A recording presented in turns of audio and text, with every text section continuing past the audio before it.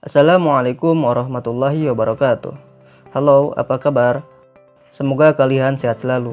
Jumpa lagi dengan saya Muhammad Ishak di Guru Multimedia. Kali ini saya akan membahas prinsip-prinsip desain grafis. Prinsip itu tidak hanya dimiliki oleh manusia saja, tapi juga pada desain grafis. Bagi seorang desainer grafis, kepekaan untuk mempertimbangkan berbagai prinsip desain merupakan hal yang sangat penting. Ini dilakukan untuk mencapai hasil akhir yang memuaskan.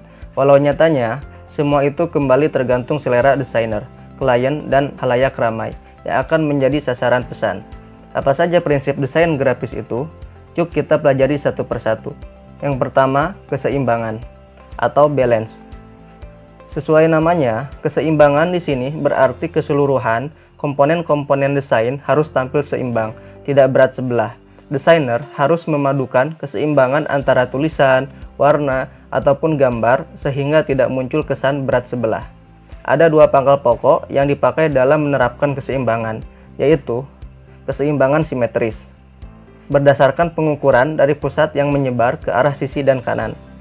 Keseimbangan asimetris, pengaturan yang berbeda dengan berat benda yang sama di setiap halaman. Contoh poster keseimbangan simetris. Poster di atas dirangkai dengan perpaduan elemen visual secara simetris antara kiri dan kanan. Elemen-elemen desain di bagian kiri diseimbangkan dengan elemen lain di bagian kanan secara serupa seperti cermin. Contoh poster keseimbangan asimetris.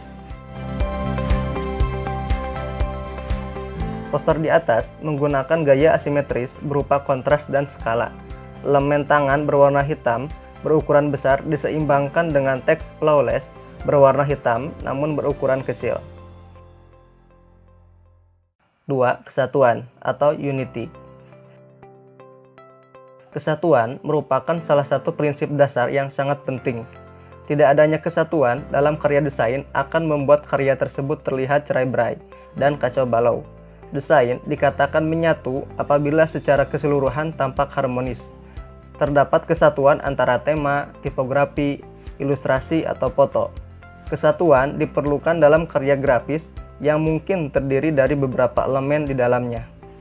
Dengan adanya kesatuan inilah, elemen-elemen yang ada saling mendukung sehingga diperoleh fokus yang dituju. 3. Ritme. Ritme adalah pembuatan desain dengan prinsip yang menyatukan irama. Bisa juga berarti pengulangan atau variasi dari komponen-komponen desain grafis. Irama dihasilkan oleh unsur-unsur yang berbeda dengan pola yang berirama dan unsur serupa serta konsistensi. Jenis irama meliputi regular, mengalir atau flowing, dan prosesif atau gradual. 4. Penekanan atau emphasis. Dalam setiap bentuk desain, ada hal yang perlu ditonjolkan lebih dari yang lain. Tujuan utama dari penekanan ini adalah untuk mewujudkan hal itu sehingga dapat mengarahkan pandangan halayak sehingga apa yang mau disampaikan tersalur. Tapi yang perlu diingat adalah tidak semua elemen harus ditonjolkan, karena bila itu terjadi desain akan berakhir terlalu ramai dan pesan tidak dapat disampaikan. 5. Proporsi. Proporsi merupakan hubungan perbandingan antara bagian dengan bagian lain atau bagian dengan elemen keseluruhan. Dapat diartikan pula sebagai perubahan ukuran atau size tanpa perubahan ukuran panjang, lebar, atau tinggi. Sehingga gambar dengan perubahan proporsi sering terlihat distorsi. 6. Kontras. Kontras disebut sebagai jembatan, penghubung antara elemen di setiap desain. Secara sederhananya begini, background dan warna dari desainmu mesti berbeda, agar desain bisa melahirkan sebuah harmoni. Kontras merupakan perbandingan dua hal yang sangat berbeda menghasilkan kontras.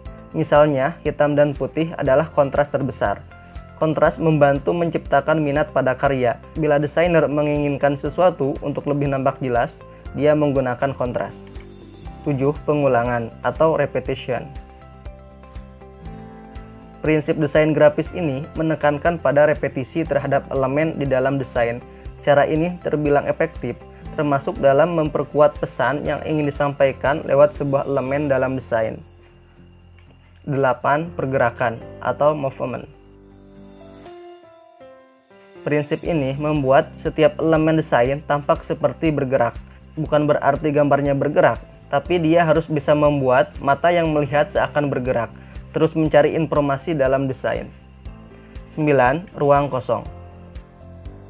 Dimaksudkan agar karya tidak terlalu padat dalam penempatannya pada sebuah bidang dan menjadikan objek menjadi dominan, karena semua orang sepakat bahwa desain yang terkesan sibuk atau penuh sangat tidak menarik untuk dilihat. Ruang kosong penting dalam desain dan sering digunakan untuk berbagai tujuan. Misalnya, untuk memberikan fokus utama pada audiens terhadap suatu elemen dalam desain, dan untuk kejelasan pembacaan, sekaligus memberikan kesan profesional serta sederhana. Demikian penjelasan prinsip-prinsip desain grafis. Semoga kalian bisa mengaplikasikannya pada karya desain nantinya. Bisa pada poster, logo, video, fotografi, dan lain sebagainya.